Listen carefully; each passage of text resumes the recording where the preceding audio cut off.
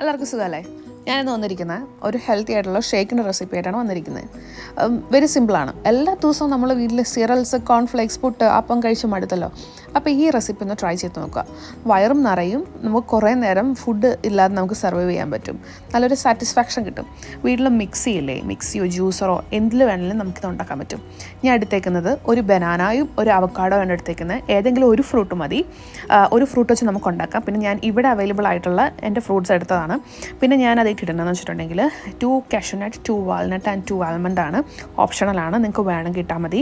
പിന്നെ ഞാൻ ഇടുന്നത് ഇത്തിരി പാലൊഴിക്കുന്നത്. നിങ്ങൾക്ക് പാലില്ലെങ്കിൽ നിങ്ങൾ എടുക്കാവുന്നതാണ്. നിങ്ങൾക്ക് വെള്ളം എടുക്കാം.